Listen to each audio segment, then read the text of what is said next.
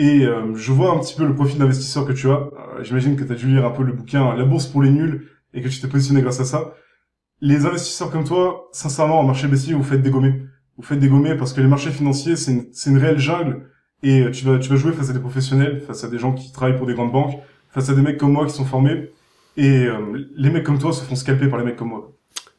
On est d'accord, il se la raconte, et c'est lui qui aura bien cherché ce qui va suivre. Mais d'abord, un point sur les thunes.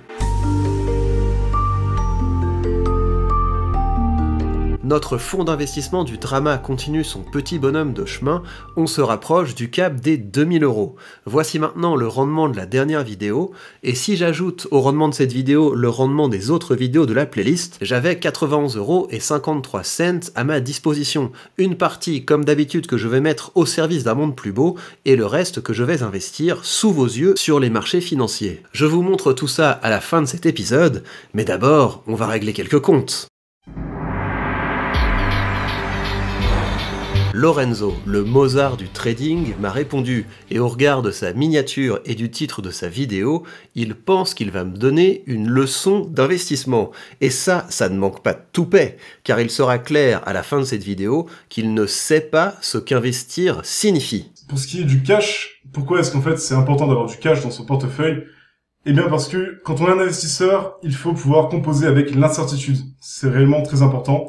On a des phénomènes qui arrivent sur les marchés financiers qu'on appelle parfois des black swans, des signes noirs. C'est quelque chose qui a été théorisé par Nassim Taleb. Je t'invite à lire un petit peu ses bouquins, tu verras, c'est globalement assez intéressant. Je prenais l'exemple dans ma vidéo de l'action, par exemple, Total, qui avait beaucoup craché. Laisse-moi te retrouver ça. Qui a beaucoup craché en mars 2020, et je disais qu'il y avait un super coup à jouer au moment où on a acheté par ici. Non, mais c'est ça le problème. Une fois que le cours de l'action a dévissé, tu ne sais pas dans quelle direction ça va aller. Tu ne sais pas si ça va remonter, tu ne sais pas si ça va descendre plus bas, donc c'est facile rétrospectivement de dire qu'il y avait un coup à jouer. Mais je t'en prie, continue ta démonstration. J'ai pris l'exemple également du Bitcoin, qui en mars 2020 est tombé aux alentours des 3000 $. Je disais que ça, c'est les moments dans lesquels il faut être prêt à investir. Et pourquoi est-ce qu'en fait ça fait sens de garder du cash? Parce que ce que tu oublies, Victor Ferry, c'est que quand une action crash, l'outil de mesure de l'action, c'est le dollar. Et donc quand on a un crash, c'est certes le dollar a perdu en valeur, mais l'action, si elle crash, c'est qu'elle a perdu encore plus que le dollar. Et ça, c'est quelque chose que tu as complètement oublié dans ta vidéo. Et donc ce qu'il faut faire, c'est au contraire jouer sur ces moments-là, jouer sur les moments où on a une dévaluation d'un cours d'un actif sur le dollar, se positionner dessus, pour ensuite remonter. Alors là, on va remettre un peu de contexte. Le portefeuille que j'avais composé avec 1000 €, c'était dans l'hypothèse que je n'y touchais pas pendant 20 ans. Et je maintiens que c'était une bonne allocation. Mais toi, tu veux élargir la discussion à comment faut-il investir en général. Et tu préconises de faire des coups, d'identifier le bon moment pour acheter. Et moi, ce que je dis, c'est que ça, ce n'est pas de l'investissement, c'est de la spéculation. Et comme l'objectif, c'est de faire un peu de pédagogie, je voudrais partager avec vous 2 extraits d'ouvrages qui présentent de façon claire et simple cette différence entre investir et spéculer, parce que vous verrez que c'est très important de bien distinguer les deux. Le premier extrait vient de L'investisseur intelligent de Benjamin Graham, et ça beaucoup d'entre vous le savent je pense. Benjamin Graham, c'était le mentor de Warren Buffett, et Warren Buffett c'est un des meilleurs investisseurs de tous les temps. Voici l'extrait en question. Un investissement est une opération qui, après analyse, promet la préservation du capital et un retour adéquat. Et la notion de retour adéquat est intéressante, il faut la comprendre en opposition avec les retours mirobolants que promettent les vendeurs de rêves. Parce qu'un retour mirobolant fait nécessairement peser un risque inconsidéré sur le capital de départ. Je vous lis le second extrait qui vient de Permanent Portfolio, et ça c'est une méthode pour diversifier son portefeuille de sorte qu'il tienne le coup dans toutes les saisons de l'économie. Investir, c'est adopter une stratégie claire, la mettre en œuvre avec discipline en mettant l'accent sur les résultats à long terme. La spéculation est le processus consistant à s'engager dans le trading pour des bénéfices à court terme, à surfer sur les tendances du moment, la pratique du market timing ou autre approche très risquée. Si vous êtes engagé dans le trading, vous êtes à 2 pas d'aller à l'hippodrome local et de tout miser sur escapade étoilée. Et toi, tu es un spéculateur. Et ça, il n'y a pas de problème, on peut tout à fait faire ce choix. C'est juste important d'avoir conscience des risques. Et surtout, ce qui me pose problème, c'est que tu as l'air de ne pas distinguer investir et spéculer. Une fois qu'on a établi ça, On sait qu'en fait, on en a rien à foutre de savoir si les actions dans lesquelles tu as investi, elles vont dégager du bénéfice, si c'est des entreprises qui sont solides, etc. Mais non, on se fiche de la valeur intrinsèque de ce qu'on achète quand on spécule, pas quand on investit. En réalité, on s'en fiche de savoir si quelque chose a une utilité ou pas. On s'en fiche de savoir si une de tes actions s'est investie sur une entreprise qui va faire du bénéfice ou pas. Qu'est-ce qui fait qu'une action va monter? Qu'est-ce qui fait qu'une crypto-monnaie va monter? Qu'est-ce qui fait qu'un actif va monter? Ce n'est pas de savoir si l'entreprise va faire des bons bénéfices, ce n'est pas de savoir si la crypto-monnaie va être utilisée. C'est simplement de la pure spéculation. Les gens investissent uniquement parce qu'ils pensent qu'ils vont gagner de l'argent. C'est là qu'on voit que tu manques un peu de prudence, un peu de recul et un peu de culture. C'est le problème quand, comme toi, on confond investir et spéculer. Oui, évidemment qu'à court terme, les variations de prix sont irrationnelles, parce que les gens ont tendance à surréagir aux bonnes comme aux mauvaises nouvelles. Mais sur le long terme, évidemment que le cours des actions en bourse va s'aligner sur les fondamentaux des entreprises. Et le plus drôle, c'est que ça, c'est toi-même qui va le démontrer grâce aux exemples que tu prends. Comment est-ce que je peux l'illustrer? Je peux l'illustrer très simplement, par exemple, avec l'action Tesla. Tesla, c'est une entreprise qui, jusqu'à récemment, n'avait jamais dégagé de bénéfices. C'est une entreprise qui était quasiment constamment en faillite, qui perdait de l'argent tous les ans. Et pourtant, si je regarde le cours de son action, on va regarder ça un petit peu en mensuel, comme ça on aura une vue un peu plus d'ensemble. C'est une action qui n'a fait qu'augmenter. C'est une action qui allait dans les étoiles, et pourtant, elle ne faisait pas de bénéfices. Tesla, ça vendait très peu de voitures. Ils n'avaient pas des parts de marché qui étaient conséquentes. Et pourtant, si je regarde à côté Volkswagen qui au contraire est une entreprise qui est bien gérée, qui dégage du bénéfice, qui a un énorme groupe, puisque ça comprend Volkswagen, ça comprend Audi, ça comprend Lamborghini, ça comprend Porsche, je crois que ça comprend Seat, peut-être même Skoda, je suis pas sûr, mais en tout cas c'est un énorme groupe, c'est un groupe qui est installé, qui vend des bagnoles, et pourtant si toi t'as investi dans Volkswagen, tu te fais chier, tu t'es clairement très chier, alors que si t'as investi dans Tesla, tu fais la masse de pognon. Et tu ne t'es pas demandé pourquoi on avait cet écart de valorisation ? Eh bien, parce que les investisseurs ont aujourd'hui beaucoup plus d'informations sur Volkswagen qu'ils en ont sur Tesla. Quand on achète Volkswagen, on sait ce qu'on achète. Mais quand on achète Tesla, on achète des promesses. Acheter Tesla, c'est de la spéculation, dans le sens où le rendement qu'on espère repose sur de l'espoir. Et si Tesla publie de mauvais chiffres, le jour où sa croissance va commencer à ralentir, eh bien, elle va se crasher, comme ça a été le cas récemment par exemple de Netflix. Le crash de Netflix, c'est parce qu'ils ont publié des chiffres montrant qu'ils avaient perdu des abonnés, et au regard de ces nouvelles informations, le cours s'est aligné aux fondamentaux de la boîte. Donc les exemples que tu donnes prouvent précisément le contraire de ce que tu voulais démontrer.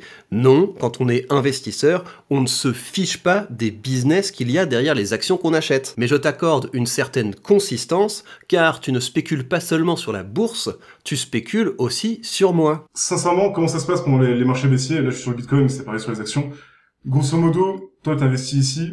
Ah, j'ai baissé un petit peu ma caméra. T'investis par là. Tu te dis, putain, c'est super, ça fait que monter. C'est pareil pour le S&P 500. On monte, c'est super cool. Et en marché baissier, tu te dis, non, mais c'est forcément que de la correction. Donc, la première petite vague de baisse, tu te dis, ça va, on va rester investi. Tout va bien, j'ai une vision long terme, je sais que je suis là pour 20 ans, etc. Puis ça baisse encore plus. Tu te dis, putain, ça commence à piquer le cul quand même. Et c'est au moment des crashs qu'on a des périodes qu'on appelle de capitulation. C'est le moment où les investisseurs novices comme toi se remettent à revendre leurs actifs. Et c'est le moment où ils sont dégommés parce que c'est le moment où le marché remonte. Tu arrêtes ça tout de suite, mon petit bonhomme. Non, plus le marché baisse, plus j'ai envie d'acheter et j'essaie de me retenir. Pourquoi ? Parce que je ne sais pas dans quelle direction le marché va aller. Je ne sais pas si ça va remonter, je ne sais pas si ça va redescendre. C'est pour ça qu'autant que possible, j'essaie d'investir à intervalles réguliers à peu près les mêmes sommes d'argent. Parce qu'en fait, les performances de tes ETF qui sont très bien, tu vas gagner peut-être 10%, 12% par an, sur lesquels tu vas te faire dégommer par l'inflation, sur lesquels tu vas te faire dégommer par les impôts aussi d'ailleurs, mais ça c'est un autre sujet. C'est réellement des portefeuilles que n'importe quel mec un petit peu avisé peut détruire à une main et sans forcer, quoi. Et quand je dis ça, c'est même pas imagé. Franchement, je te souhaite de parvenir tout au long de ta carrière à investir au meilleur moment, mais ça me semble assez présomptueux de parier là-dessus. C'est pour ça que je préfère me constituer un portefeuille avec des entreprises que je juge solides et des ETF, et d'investir dedans régulièrement sans trop me préoccuper des cours du marché. Et il y a de nombreuses études qui montrent que ce n'est pas une mauvaise idée de faire comme ça. Des études qui montrent que ceux qui essaient de prédire le marché pour investir au bon moment, le market timing, sous-performent systématiquement ceux qui investissent sur une base régulière, quel que soit l'état du marché. C'est le dollar cost averaging. Et je vous mets un article de vulgarisation là-dessus qui vous montre pourquoi les traders sur le long terme perdent de l'argent, parce qu'il suffit qu'ils se plantent 1 ou 2 fois pour sous-performer ceux qui investissent de façon régulière dans des indices. Si je te montre ma montre à côté, c'est une Rolex, je peux te montrer les cours qu'il y a à côté. En 2 mois, j'ai pris 8% dessus. Et pourtant, c'est pareil que pour les actions Tesla, ma montre, elle a été portée, elle a pas pris en valeur entre-temps, ça n'a pas dégagé de bénéfices. On peut même imaginer que j'ai fait peut-être quelques petites rayures, que je l'ai peut-être légèrement abîmée. Et pourtant, les montres d'occasion comme ça, elles augmentent de manière faramineuse tous les ans. Et ça montre que c'est pas basé sur du fondamental. La valeur intrinsèque de ma montre, c'est que dalle. Il y a peut-être un petit peu d'or blanc, il y a peut-être quelques matériaux un petit peu luxueux, mais j'imagine qu'à fabriquer, ça doit coûter peut-être, je sais pas, 3 000, 5 000 euros. Attends, mais je suis super content si tu as une jolie montre. Je suis aussi super content si tu as fait un bon investissement.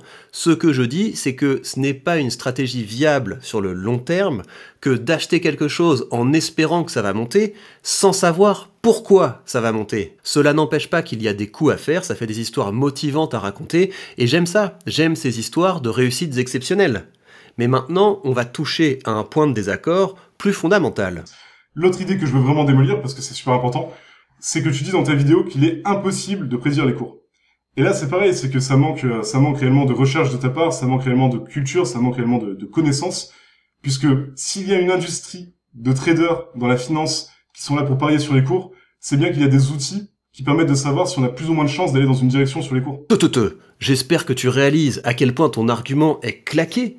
Il y a une industrie de l'horoscope, il y a une industrie de l'homéopathie, il y a des marabouts qui sont là pour faire revenir l'être aimé, mais cela ne veut pas dire que ça fonctionne. Et en plus, dans ce cas précis des traders, on a des statistiques sur le long terme qui montrent que les fonds d'investissement gérés de façon active par des traders sous-performent quasi systématiquement leurs indices de référence sur le long terme. Je vous mets un article là-dessus, mais le point qui est important à retenir, c'est que 75% des gestionnaires actifs sous-performent leurs indices de référence sur une période de 10 ans. Et il faut bien comprendre que ça veut dire qu'on ne parle pas d'1 fois sur 2, on parle de 3 fois sur 4. Cela veut dire tout simplement que le trading est nuisible au rendement. Et ça, c'est juste du bon sens de comprendre pourquoi. Plus on essaie de faire des coups, plus on prend des risques de perdre gros. Et si ça vous dit de creuser le sujet, je vous recommande la lecture de Common Sense Investing. Mais évidemment, toi, tu as une technique qui marche. On prend l'action totale. On a un crash comme celui-ci. Tu pourrais te dire, oui, mais je ne sais pas si ça va descendre plus bas, je ne sais pas comment me positionner, qu'est-ce que je fais? Et en fait, si tu es formé au trading, si tu es formé à l'analyse graphique, eh ben, tu sais totalement comment te positionner. Ici, on voit qu'on a une mèche de rachat. Ça montre que l'action avait du mal à tomber aussi bas. Donc, on avait une réelle pression acheteuse sur les cours. En gros, le cours a chuté. Et les mecs, ils ont dit non, pas moyen que Total, ça baisse aussi bas. Ils l'ont soutenu à la hausse. Et donc, on ressent, pourquoi pas, un retour de tendance. Là-dessus, comment est-ce qu'on va se positionner? Eh ben, je peux te montrer un petit peu, une pattern qui est assez classique sur les graphes. Ça s'appelle une flat. C'est une pattern comme celle-ci. Et on va voir si c'est difficile, du coup, de prédire l'avenir des graphes ou pas. Juste, comment est-ce qu'on sait les cibles d'achat ou de vente sur les flats? J'ai fait une formation de trading dans laquelle j'enseigne aux gens absolument tout ce que je sais sur l'analyse technique, et je leur ai fait des petites fiches de révision assez basiques sur les cours que je leur donne. Ici, tu vois, on a une flat.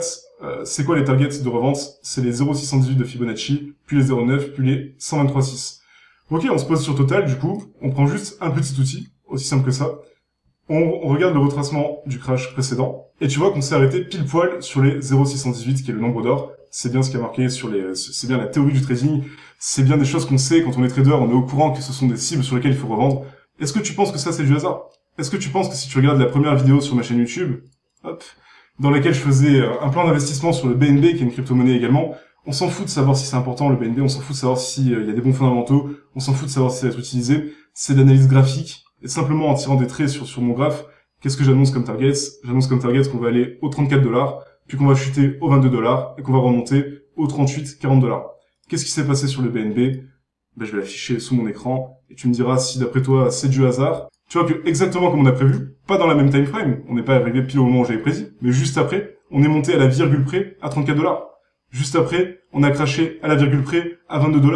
Juste après, on a augmenté à 40 $. Et tu vois, tout ça, c'était prédit, tout ça, c'est tracé. Alors oui, jusqu'à preuve du contraire, je pense que c'est du hasard. Et pour me faire changer d'avis, il faudrait me donner 2 éléments. Il faudrait d'abord que je sache si cette méthode qui consiste à prédire l'avenir en reconnaissant des motifs marche de temps en temps, marche souvent, marche systématiquement. Et il se trouve qu'il y a des gens qui ont fait le travail pour tester ça, et que ça tend à prouver que cette méthode n'offre pas de résultats supérieurs au hasard. Mais là, tu aurais le droit de me dire que ceux qui ont conduit ces expériences ne savent pas appliquer cette méthode aussi bien que toi. Et ça, pourquoi pas? Je crois en l'expérience, je crois en l'instinct, je crois qu'il y a certains domaines qu'on apprivoise mieux avec l'art qu'avec de la science, je crois en l'existence de tout un tas de petites choses difficiles à expliquer qui font que les praticiens réguliers d'un domaine ont de meilleures performances que les novices. Non, ce dont j'aurais besoin pour être convaincu que ta méthode ne repose pas sur le hasard, c'est d'une explication crédible de pourquoi ça marche. Et tu vois qu'on s'est arrêté pile poil sur les 0,618, qui est le nombre d'or. Et je t'avoue que l'explication « t'inquiète, c'est le nombre d'or » ne me convainc pas tout à fait. Je trouve ça un peu ésotérique. Donc toi, qui je l'espère a creusé le truc, est-ce que tu peux m'expliquer ce que le nombre d'or vient faire là-dedans? Je te rappelle que ce qui fait varier les cours en bourse, c'est qu'il y a des gens qui achètent et des gens qui vendent. En quoi est-ce que le nombre d'or peut permettre de prédire ces comportements? Est-ce que tu es prêt à soutenir la thèse que le monde est écrit en langage mathématique? Pourquoi pas? Mais c'est audacieux. Non, en fait, je pense juste que tu as une méthode qui a marché quelques fois pour toi, mais que tu aurais beaucoup de mal à expliquer pourquoi ça marche. Et ça, c'est embêtant. Je voudrais donc t'inviter à prendre un peu de recul, parce que tu vas voir que même dans l'histoire récente, on trouve plein d'exemples de gens qui ont débarqué avec une méthode infaillible pour gagner de l'argent en bourse. Par exemple, est-ce que tu connais James O'Shaughnessy? Non, tu le connais pas, et d'ailleurs plus grand monde le connaît, alors que c'était pourtant une grande star de la finance dans les années 90. En 1996, il a publié un livre intitulé What Works on Wall Street. Dans ce livre, il présentait la formule magique. Vous voulez battre le marché? Pas de souci. Constituez-vous un portefeuille avec les 50 entreprises qui ont la meilleure performance annuelle, 5 ans d'augmentation de revenus derrière elles, et dont le prix de l'action est moins d'1,5 fois leur revenu. Mais pourquoi ?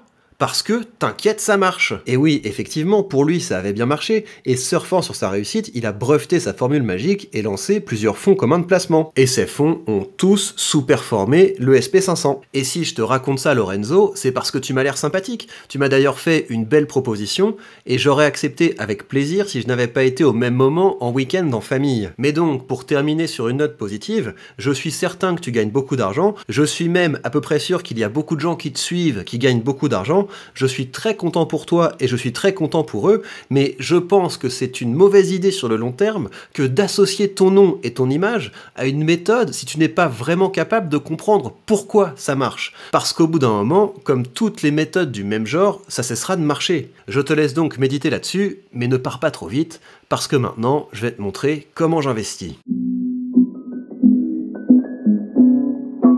Avec ces petites vidéos du drama productif, je gagne de l'argent, et pas de quoi encore m'acheter une Rolex, mais on y viendra. Une partie de cet argent, je l'utilise pour essayer de contribuer à mon échelle à rendre le monde plus beau, et là-dessus, je suis aussi assez conservateur, parce que je vais redonner un peu d'argent à une initiative que j'avais déjà soutenue, et que j'espère soutenir toujours plus à l'avenir, à savoir la communauté d'Emmaüs. Voilà donc ma maigre contribution, mais je m'engage à faire mieux la prochaine fois. Pour le reste de l'argent récolté depuis la dernière fois, on va aller sur mon courtier, et là, ce qui est cool, c'est que les marchés ont beaucoup baissé, donc je vais renforcer mon ETF sur les actions européennes qui versent de hauts dividendes parce qu'il s'est fait bien défoncer récemment. Donc on va en acheter une part, voilà, on va l'acheter sans frais. On en achète un, gling. Passer un achat 0, c'est dans la boîte. Et on va s'acheter également une part de l'ETF qui investit dans les énergies d'avenir, parce que c'est une thématique qui va être de plus en plus utile, et en plus cet ETF s'est aussi fait bien défoncer, donc on va en racheter un morceau. Tu vois, moi ça me fait pas trop peur d'acheter quand les marchés sont baissiers,, et même très baissiers. Alors on achète ça sans frais, bim, et voilà, on va l'acheter sans frais. On en achète un, gling. Passer un achat 0, c'est dans la boîte. Et on va s'acheter également une part de l'ETF qui investit dans les énergies d'avenir, parce que c'est une thématique qui va être de plus en plus utile, et en plus cet ETF s'est aussi fait bien défoncer, donc on va en racheter un morceau. Tu vois, moi ça me fait pas trop peur d'acheter quand les marchés sont baissiers, et même très baissiers. Alors on achète ça sans frais, bim, et voilà, c'est dans la boîte. Voilà, et une fois que j'ai acheté des ETF, eh bien je me fais plaisir en achetant des actions, et ce sont des actions que j'ai achetées parce qu'elles ont de bons fondamentaux, parce que je pense qu'elles vont continuer à être utiles à beaucoup de monde à l'avenir, mais quant à savoir laquelle je dois acheter et quand je dois l'acheter, j'avoue humblement que je n'en sais rien. Et donc tu vas rire, ce que je fais c'est que je demande à ma conversation Telegram. Donc je leur ai demandé si je devais renforcer Microsoft ou renforcer Starbucks. Moi j'aurais tendance à renforcer Starbucks, mais il se trouve que comme tout le monde dans ma conversation me conseille Microsoft, eh bien c'est Microsoft que je vais acheter. Je vais donc mettre 40 € dans Microsoft dès que le marché américain ouvre. Ça me va très bien, parce que je ne sais pas si ça va être un bon choix à court terme. Ce que je sais, ça j'en ai la quasi-certitude, c'est que dans 10 ans, dans 20 ans, cette entreprise continuera d'apporter des services qui seront utiles à beaucoup de monde. Voilà pour cette section investissement, et je vous rappelle que si ça vous intéresse de me rejoindre dans cette aventure, vous avez sous cette vidéo le lien vers le courtier que j'utilise, et en suivant ce lien, vous pourrez bénéficier d'une action gratuite dès que vous créditerez votre compte. Nous arrivons à la fin de cet épisode, j'espère qu'il vous a plu. Merci d'avoir passé ce moment avec moi. On se retrouve bientôt dans de nouveaux contenus, et en attendant, restez optimiste, restez confiant. L'avenir sera radieux pour vous si vous développez vos connaissances et vos compétences.